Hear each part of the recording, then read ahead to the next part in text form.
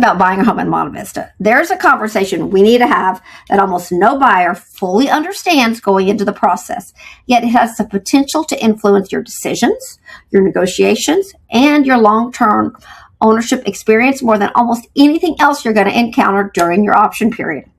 And that is plumbing, specifically underground plumbing, and more importantly, how to interpret what you're told about during inspections. Because what typically happens is this: you find a home, you love it, the architecture speaks to you, the layout works, the character is there, you go under contract and everything feels like it's moving in the right direction. And then the inspection report comes in, and somewhere in that report you see language about the sewer system. Words like corrosion, root intrusion, alignment irregularities, or further evaluation recommended. And in that moment, the emotional experience of buying shifts into something much more analytical. Now you're asking yourself, is this a problem? Is this expensive? Should I walk away? What makes this especially important in Monte Vista is that you're dealing with older homes, mature landscapings, and systems that have evolved over decades. So the goal of this conversation is not to scare you, but to give you clarity, because the buyer who makes the best decisions are not the ones who avoid every imperfection. They are the ones who understand what they're looking at. So let's walk through this step by step. I'm going to give you 10 things that you need to know so you can approach this with confidence. Let's start with the first thing. First thing you need to understand is that not every plumbing issue is a deal breaker. And this is where many buyers unintentionally lose good opportunities. Because when something is flagged in an inspection report, it's easy to assume it means something is seriously wrong. But in older homes, many findings are simply indicators of age and use. Things like scale buildup, minor corrosion, or slight alignment shifts are often expected and do not automatically mean failure or replacement. The key is understanding the difference between a condition and a critical issue. Now, the second thing you need to understand is cast iron pipes, because many homes in Monte Vista still have cast iron drain lines, especially those built before the 1980s. And cast iron naturally corrodes internally over time, develops buildup, and can look rough on a camera inspection. But rough does not mean failing. Many systems continue functioning with these conditions. So instead of asking, does it look perfect, you need to ask, is it functioning and structurally intact? Now, the third thing you need to understand is that a sewer camera inspection shows data, not decisions. A camera inspection gives you a visual of the inside of the pipe. It can show you buildup, roots, or alignment. It does not tell you what must be repaired, how urgent something is, or what it costs. And without that context, it's very easy to misinterpret what you're seeing and assume the worst case scenario. So instead of reacting emotionally, your job is to ask, what does this actually mean in real world terms? First thing you need to understand is that the phrase underground leak, what does it actually mean? Because this is one of the most misunderstood terms in real estate. In many cases, it does not mean a slab leak or a sewer failure. Often refers to water loss outside the home, such as irrigation lines, hose bibs, yard supply lines, or drainage issues. These are often isolated and repairable, but the language can sound serious. So your job is not to assume, but to clarify. Fifth thing you need to understand is how the foundation movement interacts with plumbing. Because in San Antonio, soil movement is common and can slightly affect how plumbing behaves over time. It can create minor slope changes or stresses on pipes, but does not automatically mean there's a plumbing failure. It does not mean the sewer has collapsed. It does not guarantee repairs are needed. So it's important to connect the dots, not to connect the dots without proper context. The sixth thing you understand is that remodeled homes can carry hidden plumbing variables, because when you see updated kitchens or added bathrooms, plumbing has often been rerouted behind walls or under slabs. And while many of these changes are done correctly, some are not. And those conditions are not always visible until inspections. So in remodeled homes, you need to recognize that there is more complexity behind the scenes. Now, the seventh thing you need to understand is how to recognize early warning signs even before inspections. During showings, pay attention to how the home functions. Do the sinks drain slowly? Do you hear gurgling? Do toilets flush smoothly? These are not confirmations of a problem, but they are signals that may guide where you look closer later. And noticing them early helps you avoid being surprised during the option period. Now, the eighth thing you need to understand is the difference between hydrostatic testing and sewer camera inspections, because these are two different tools that answer two different questions. A hydrostatic test checks whether the system is holding water or leaking, essentially a pass-fail test, while a sewer camera inspection shows the inside of the pipe. In many cases, a hydrostatic test is done first, and if it fails, the camera is used to identify the issue. And understanding the sequence can help you avoid unnecessary escalation and confusion. The ninth thing you need to understand is that most sewer findings in older homes are manageable. They're not catastrophic. Common things like scaling, minor offsets, root intrusion, or surface wear are often expected in homes of this age and can frequently be addressed without a full replacement. But without context, they can appear more severe than they actually are. So your job is to interpret them properly rather than react to how they sound. And finally, the 10th and most important thing you need to understand is how to use this information during your option period. Because this is where everything comes together. When something is flagged, your goal is not to panic, it's to slow down, get clarity, and understand the scope, the urgency, and the realistic options. Because buyers often make a mistake of either overreacting and walking away or underreacting and ignoring something important. The right move is almost always in the middle, based on clear information, not fear. And when you approach it in this way, you can move forward from reacting to inspections to actually interpreting them. And that's what allows you to make confident decisions. Let me give you a quick scenario to tie this together. You go under contract on a Monte Vista home. The inspection flags the sewer system. The language sounds serious, but instead of reacting immediately, you get more clarity. The camera inspection shows age related to wear, no structural collapse, and one manageable issue. Instead of assuming the worst, you negotiate based on actual information. The same house, same condition, completely different outcome because of understanding. And that's really what this entire conversation is about.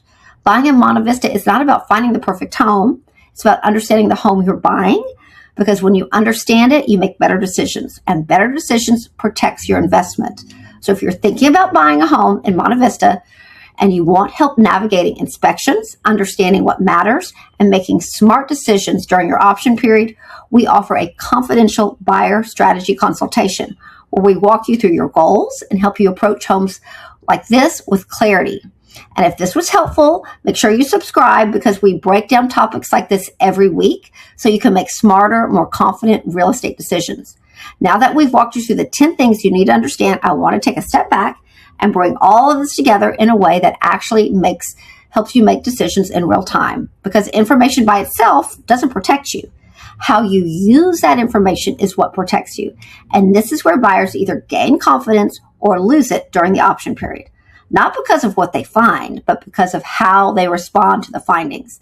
So let's talk about how this actually plays out step by step in real world buying scenarios, because this is where everything we've discussed becomes practical instead of theoretical. Imagine you've gone under contract on a home in Monte Vista. You love the property. It fits your goals. You're moving into your option period. Now the inspection is scheduled, and this is where most buyers shift from excitement into evaluation mode, because now you're not just asking, do I like this home? You're asking, what does this home come with? What are the responsibilities? What are the risks? What are the needs that need to be addressed either now or later? And when that inspection report comes in, it can feel overwhelming, because it's not written in a way that filters important matters for you. It's written to document observations. And that means everything can feel equally significant if you don't know how to prioritize. So the first thing you need to do in that moment is slow everything down. Not physically slow down the timeline, but mentally slow down your reaction.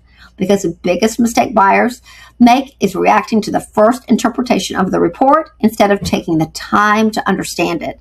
And when it comes to plumbing, especially sewer-related findings, that reaction can be strong because the language feels technical.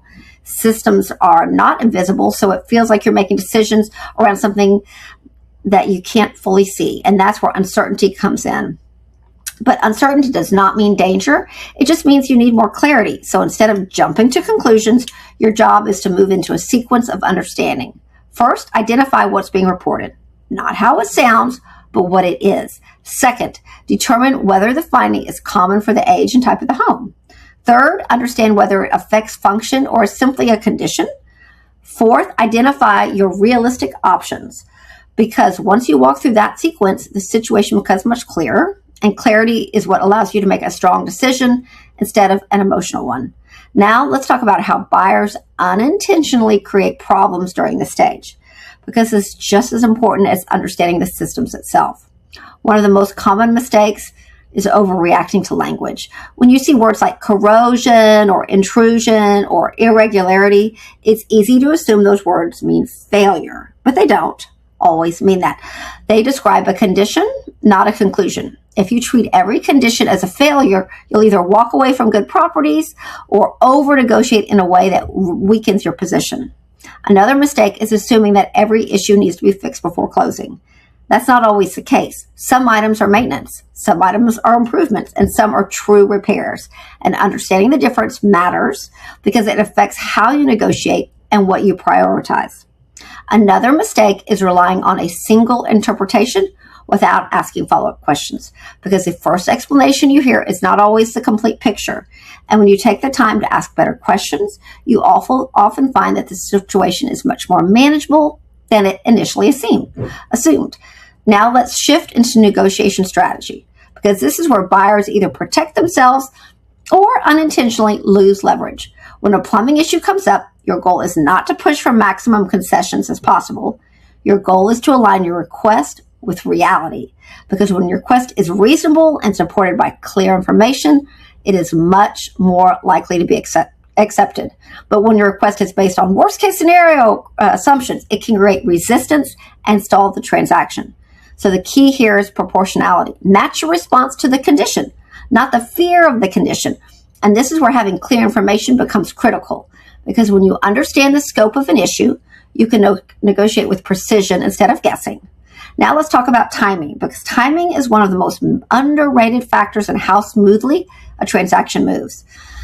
Your option period is limited, which means every decision you make needs to be efficient and intentional. If you spend too much time reacting emotionally, you lose valuable time for gathering information, and that can force rush decisions later. So the more prepared you are going into the stage, the more effectively you can use your time.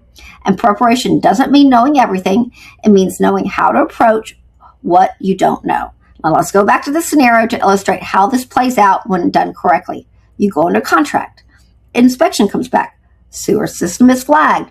The language sounds concerning, but instead of reacting immediately, you move into clarity mode. You ask what this means for function. You determine whether it's typical for the home. You evaluate whether it requires immediate action, and you gather enough information to understand your options. Now, instead of feeling uncertain, you have a clear picture. Maybe the result is a targeted repair.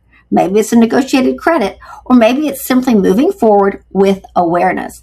But in every case, the decision is based on understanding, not assumption. And that is what separates confident buyers from reactive ones. Now let's also talk about what not to do, because avoiding mistakes is just as important as making the right moves. Don't assume newer finishes means newer systems. Don't ignore small signals during showings. Don't treat every inspection note as urgent. Don't skip steps in the evaluation process. And most importantly, don't let fear drive your decisions, because fear leads to overcorrection. And overcorrection can cost you opportunities. Now, as you bring this all together, I want you to shift your perspective slightly, because buying in Monte Vista is not about eliminating every risk. It's about understanding the risk you're comfortable with and making informed decisions about it. So, especially in other homes, they come with some imperfections. That's not a negative. It's simply part of the property. What matters is whether you understand what you're buying and whether that aligns with your expectations. Because when those two things align, you can move forward with confidence.